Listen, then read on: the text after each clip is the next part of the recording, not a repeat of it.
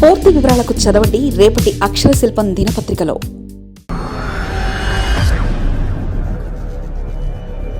వివేకానందరెడ్డి దారుణ హత్య కేసులో కడప ఎంపీ వైఎస్ అవినాష్ రెడ్డికి నోటీసులు. సుప్రీంకోర్టు నుంచి నోటీసులు జారీ. ఫిబ్రవరి 24న అఫిడవిట్ దాఖలు చేయాలని ఆదేశం. వైసీపీ యువ నాయకుడు కడప ఎంపీ వైఎస్ అవినాష్ రెడ్డికి సుప్రీంకోర్టు తాజాగా నోటీసులు జారీ చేసింది. ఫిబ్రవరి 24న అఫిడవిట్ దాఖలు చేయాలని ఆదేశించింది. ఈ మేరకు సుప్రీంకోర్టు ప్రధాన న్యాయమూర్తి జస్టిస్ సంజీవ్ ఖన్నా నేతృత్వంలో ధర్మాసనం నోటీసులు జారీ చేసింది. ఇప్పటికే వైఎస్ సునీత అవినాష్ రెడ్డి విషయంలో వెనక్కి తగ్గేదే లేదని నిర్ణయం తీసుకున్నారు. ఈ నేపథ్యంలో ఆమె అవినాష్ రెడ్డి విషయంలో పోరాటం చేస్తున్నారు. తన తండ్రి హత్యకు సంబంధించి విచారణ సమగ్రంగా జరగాలని ఆమె ఇప్పటికే పలుమార్లు వినతులు ఇచ్చారు. వైసీపీ అధినేత జగన్ బాబాయ్, మాజీ ఎంపీ వివేకానందరెడ్డి దారుణ హత్య కేసులో అవినాష్ రెడ్డి నిందితుడిగా ఉన్న విషయం తెలిసిందే.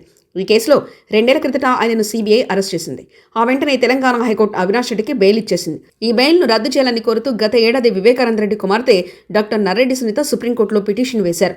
పలు దఫాలుగా ఈ పిటిషన్పై విచారణ జరిగిన అవినాష్కు ఎలాంటి నోటీసులు రాలేదు. అయితే మంగళవారం జరిగిన విచారణలో సునీత తరపున సీనియర్ న్యాయవాది సిద్ధార్థ లుద్రా వాదనలు వినిపించారు. వివేక హత్య కేసులో ఉన్న నిందితులను అవినాష్ రెడ్డి బెదిరిస్తున్నారని సుప్రీంకోర్టుకు తెలిపారు. ముఖ్యంగా ఈ కేసులో అప్రూవర్గా మారిన దస్తగిరిని అవినాష్ అనుచరుడుగా ఉన్న శివశంకరెడ్డి బెదిరించారని సంబంధిత ఆధారాలను కోర్టుకు సమర్పించారు. అదేవిధంగా శివశంకరెడ్డి కుమారుడు డాక్టర్ చైతన్య పదే కడప జైలుకు వెళ్లారని, ఆయన జైలులో ఖైదీలకు వైద్య పరీక్షలు చేసే డాక్టర్ కాదని లోధ్రా తెలిపారు. కానీ ఉద్దేశపూర్వకంగా జైలుకు వెళ్లి నిందితులను, సాక్షులను బెదిరించే ప్రయత్నం చేశారని పేర్కొన్నారు. ఇవన్నీ అవినాష్ రెడ్డి ఆదేశాల మేరకు జరుగుతున్నవేనని వివరించారు.